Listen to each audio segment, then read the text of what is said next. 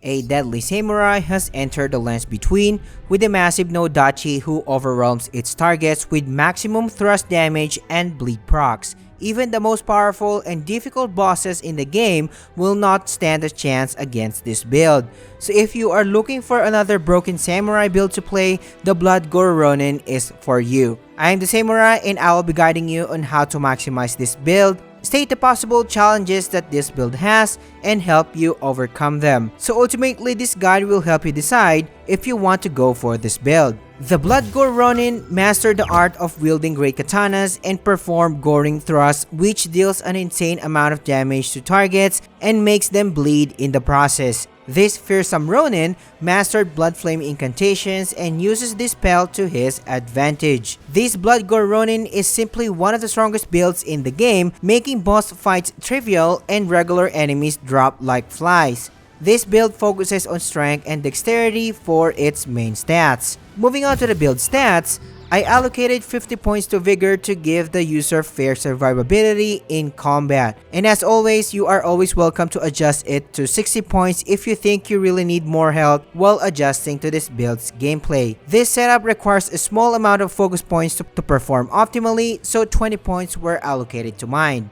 For endurance, I find 25 endurance just right for this playstyle. Strength and dexterity are going to be our main offensive stats in this build, allocating 69 to strength and 63 to dexterity, while 25 points were added to faith so we can cast our key buffs later on. Lastly, no points were added to intelligence and arcane. If you are playing at level 150, I got you covered and I am showing the stat spreads on the screen right now. Time for the build's equipment, and the Great Katana is making a comeback in this build. This Great Katana requires 14 strength and 18 dexterity for a user to wield the weapon properly, while having B scaling for strength and B for dexterity if the user sets it on quality. I have decided to infuse the weapon with quality affinity to have better scaling, which lead to a higher attack rating. Now for the Great Katana's Ashes of War, we will be using repeating thrust for this setup. While this Ashes of War looks simple and straightforward, in this configuration, it will deal an insane amount of damage while maintaining its ease of use. Pressing L2 once will let the user perform a violent multi-hitting thrust, making enemies suffer continuous damage. This set of thrusts will not only deal massive damage,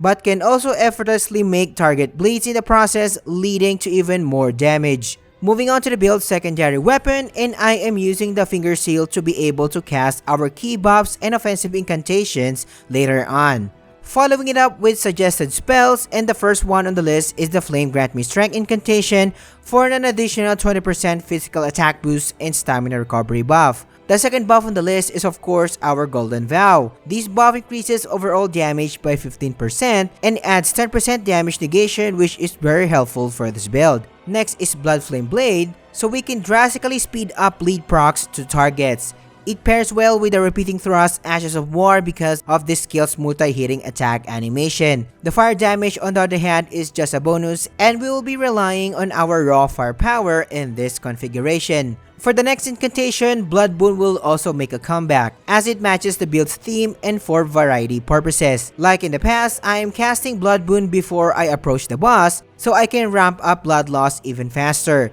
On the other hand, this incantation is not required by any means, as you can only focus on using the repeating thrust alone and call it a day. If you find this guide useful so far, subscribing to the channel and liking this video surely helps me a lot. And as always, thank you for your support. Next is moving on to my suggested talismans, and the first one on the list is our staple Shard of Alexander. This talisman provides a 15% skill damage increase. The next talisman for this build is of course the Lord of Blood's Exaltations, since you will be dealing with fast and frequent bleed procs in this build. When it activates, you can easily burst down your targets and end the fight. If the enemy doesn't bleed on the other hand, you can always replace this one with Dragon Crest Great Shield for more survivability or Two-Headed Turtle Talisman for better stamina regeneration. For the third and final slot, we are dealing with quick multi-hitting attacks as the main damage dealing source in this build, so slotting in Millicent Prosthesis and Rotting Wing Sword Insignia is the best slot for this build. All of your attacks are fast and multi-hitting ones, so you can retain the attack boost from these talismans easily. Moving on to my Flash of Wonders physique combination, slotting in Thorny Crack Tier is a no-brainer for this build. I paired it with Blood-Sucking Crack Tier since enemies die quickly anyway, so the HP loss in this configuration is not that destructive. This will allow the user to have that glass cannon playstyle. However, if you find the Blood-Sucking Tier's HP loss per second is too much, you can equip it with Green Burst Crystal Tier for faster stamina recovery. Now moving on to my Great Rune suggestions, and I always suggest Godric's Great Rune for the additional 5 stats across the board. Moving on to the Bloodgore Ronin's armor set.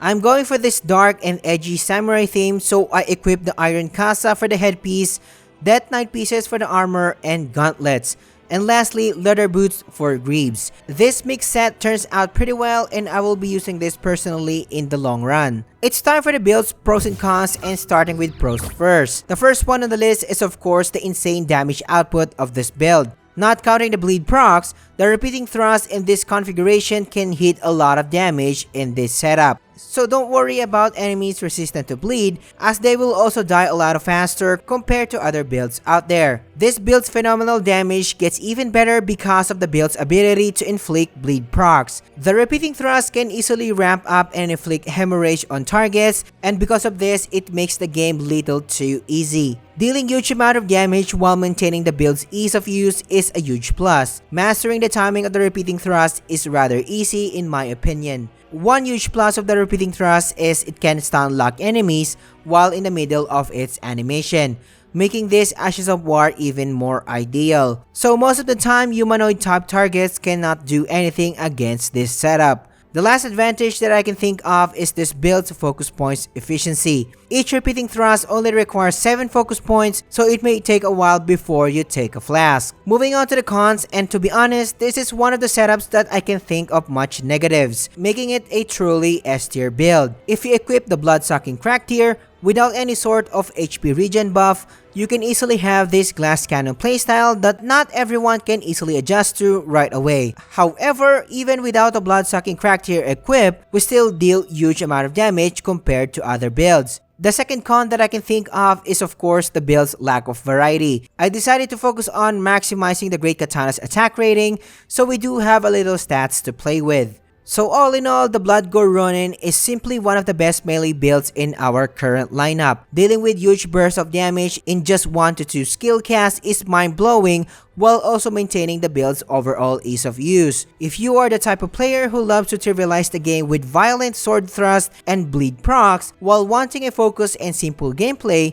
this build is for you. While if you are the type who hates overpowered builds, you might want to skip this as this build can trivialize most of the bosses in the game. The Bloodgore Ronin is definitely an S tier build, but if you are looking for a different setup to play like an Iron Berserker who smashes enemies with its mighty greatsword or be the best Moonveil user out there, these build videos are for you. And I will catch you on the next one.